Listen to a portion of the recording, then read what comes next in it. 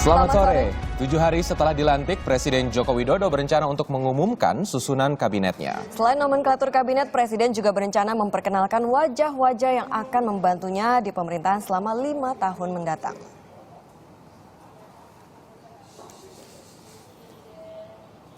Ya, pengumuman kabinet Jokowi JK sempat mengalami tarik ulur. Betul, rekam jejak calon menteri menjadi pertimbangan Presiden untuk menentukan siapa sajakah yang pantas untuk duduk di kabinetnya. Jumat 17 Oktober, 2 orang utusan Presiden Joko Widodo, Rini Sumarno dan Hasto Kristianto, mendatangi kantor Komisi Pemberantasan Korupsi. Kedatangan Deputi dan Ketua Tim Transisi ini untuk menyerahkan sebundel dokumen berisi 43 kandidat menteri kepada juru bicara KPK Johan Budi. Sejumlah nama calon menteri yang diserahkan ini merupakan hasil penyaringan oleh Presiden dan Wakil Presiden. 4 hari pasca penyerahan berkas itu, Komisi Pemberantasan Korupsi dan Pusat Pelaporan Analisis dan Transaksi Keuangan PPATK menyerahkan rekam jejak 43 nama calon menteri kabinet kepada Jokowi JK. Sejumlah nama calon menteri terindikasi memiliki catatan kasus di KPK dan PPATK. Bahkan nama-nama tersebut berpotensi menjadi tersangka. Di antara calon yang disampaikan oleh Pak Jokowi itu sebagian ya itu ada catatan. Nama-nama calon menteri kabinet Jokowi JK yang berpotensi terjerat korupsi antara lain Rini Sumarno. Ketua Tim Transisi Jokowi JK ini pernah diperiksa KPK terkait dugaan korupsi BLBI 2013 silam. Ketua Umum Partai Kebangkitan Bangsa Muhaimin Iskandar juga pernah diperiksa KPK terkait kasus dugaan suap di Kementerian Tenaga Kerja tahun 2011. Nama lainnya dalam catatan KPK adalah Direktur Utama PT Pelindo II, Richard Joslino. Richard pernah diperiksa KPK April 2014 lalu terkait dugaan korupsi proyek pengadaan di PT Pelindo II. Dari hasil rekomendasi KPK dan PPATK terkait rekam jejak para calon menteri di kabinetnya, Jokowi pun mengajukan 8 nama calon menteri pengganti. Ya, saya sampaikan apa adanya ya. Dan ada 8 nama yang tidak diperbolehkan. Ya udah itu. Tidak bisa saya sebutkan. Setelah melakukan berbagai proses seleksi, pengumuman kabinet Jokowi JK sedianya dilakukan pada malam 21 Oktober 2014 di Pelabuhan Tanjung Priuk. Presiden Joko Widodo membantah telah membatalkan pengumuman kabinet di Tanjung Priuk, Jakarta Utara. Siapa? Kita tuh baru menyiapkan tempat, nggak kok kamu ngomong dibatalkan. Yang batalkan siapa? Di sela-sela polemik pengumuman kabinet, Presiden Joko Widodo telah mengundang beberapa orang yang diduga kuat masuk dalam bursa calon menteri di kabinetnya. Di antara mereka adalah mantan Kepala Badan Intelijen Negara AM Hendro Priyono, Ketua DPP Partai Nasdem Siti Nurbaya, mantan Wakil Menteri Keuangan Bambang Permadi Sumantri Brojonegoro, Deputi Gubernur Senior Bank Indonesia Mirza Aditya Warman, Ketua DPP Partai Hanura Yudi Krisnandi, dan Menteri Koordinator Perekonomian Hairul Tanjung. Proses tarik ulur pengumuman kabinet Jokowi JK sedikit menemui titik terang saat Wakil Presiden Yusuf Kala menyatakan personil kabinet akan diumumkan sebelum tanggal 27 Oktober 2014. Selama tidak ditolak lagi, ya bisa Senin ya lah. Oh, sebelum Senin ya Pak ya? Yalah. Ini kan besok libur, Minggu libur. Senin. Kita tunggu saja, apakah kabinet Jokowi JK terdiri dari orang-orang yang memiliki kualitas dan bebas dari kasus korupsi serta pelanggaran HAM. Tim Liputan melaporkan untuk NET. Nah, ada juga yang menarik hari ini di Istana Kepresiden gitu ya, Licia, karena beberapa orang yang sejak awal santer sekali disebut sebagai calon menteri Jokowi gitu ya, sejak Minggu siang ini mereka mulai berdatangan ke Istana. Betul sekali, dan ada yang sangat menarik atau berbeda dari penampilan mereka, yaitu seluruhnya tiba dan mengenakan pakaian serba putih-putih. Antara lain Ketua DPP PDI Perjuangan Puan Maharani dan Sekjen Partai Banteng Moncong Putih Cahyo Kumolo. Iya, hadir pula Ketua DPP Partai Hanura Yudi Krisnandi. Kemudian ada juga politikus senior P3 Lukman Hakim Saifuddin dan Khofifah Indar Parawansa.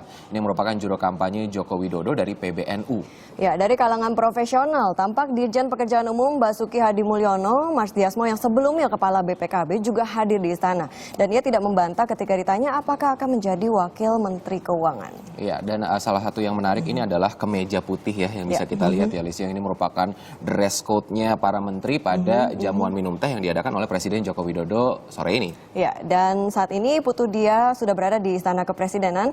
Dia seperti apa jamuan minum teh ala Presiden Joko Widodo?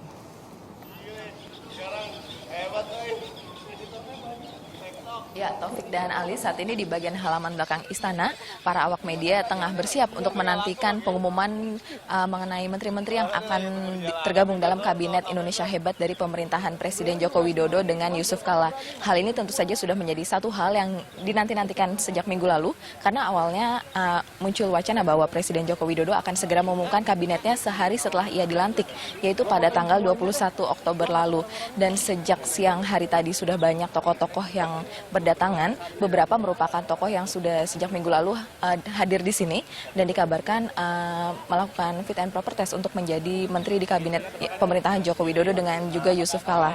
Selain orang-orang tersebut, pada pukul 3 tadi sore juga ada pimpinan DPR, yaitu Ketua DPR Setia Novanto beserta beberapa wakilnya yang hadir menemui Presiden Joko Widodo. Kehadiran mereka tadi terkait dengan perubahan tata nama atau nomenklatur yang diajukan oleh Presiden Jokowi dalam kabinetnya, di mana dalam ajuan tersebut Presiden Jokowi mengubah 6 nama kementerian, ada yang digabung, ada juga yang dipecah menjadi 2 kementerian yang berbeda-beda. Hingga saat ini para awak media masih menanti-nanti apakah memang benar Presiden Joko Widodo akan segera mengumumkan kabinetnya itu, karena persiapannya sudah dilakukan cukup matang sejak siang tadi, namun belum ada kepastian resmi.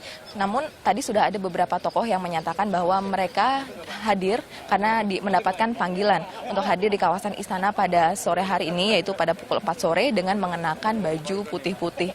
Ini juga serupa dengan pernyataan dari mantan deputi tim transisi, yaitu Andi Wijayanto, yang pada beberapa waktu lalu menyatakan bahwa pengumuman kabinet dari Joko Widodo dengan Yusuf Kala akan diumumkan pada hari Minggu sore ini.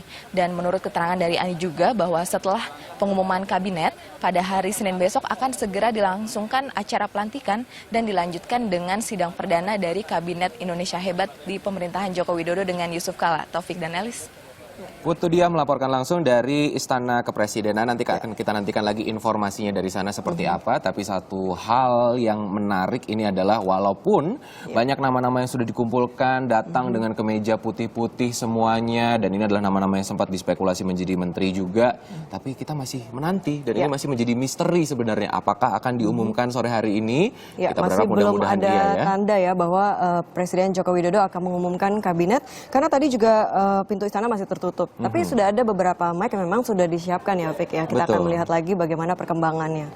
Dan siang tadi DPR telah menemui Presiden Joko Widodo terkait nomenklatur kementerian yang baru. Meski tetap berjumlah 34 dan menjadi hak serta kewenangan Presiden, rencana perubahan nama kementerian ternyata tidak berlangsung mulus.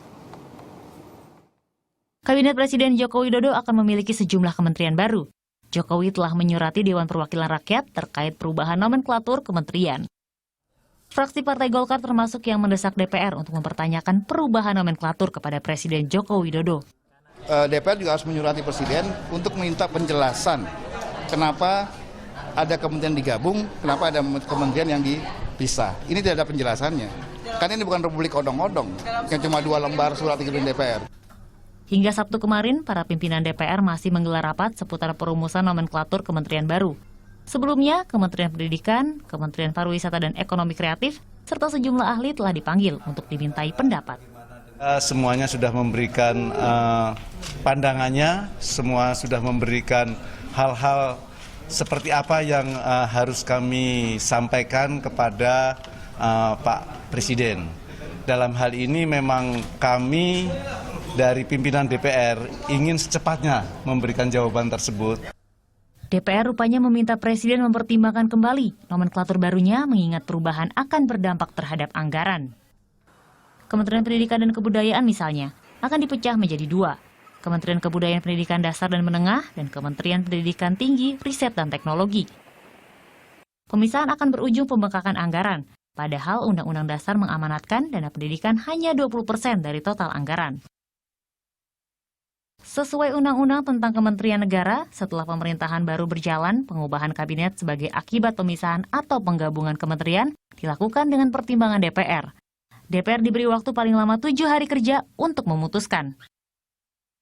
Rencana perubahan yang diajukan oleh Presiden diantaranya Kementerian Pendidikan Dasar Menengah dan Kebudayaan, Kementerian Pendidikan Tinggi dan Ristek, Kementerian Pembangunan Desa, Daerah Tertinggal dan Transmigrasi, Kementerian Lingkungan Hidup dan Kebudayaan, Kementerian Agraria dan Tata Ruang, Kementerian Koordinator Maritim, Kementerian Koordinator Kesejahteraan Rakyat menjadi Kementerian Koordinator Pembangunan Manusia dan Kebudayaan. Tim Liputan melaporkan untuk NET. Setelah jeda kami akan kembali dengan rencana Presiden Joko Widodo untuk mengumumkan kabinetnya. Ya, tetap bersama kami di Satu Indonesia Pengumuman Kabinet.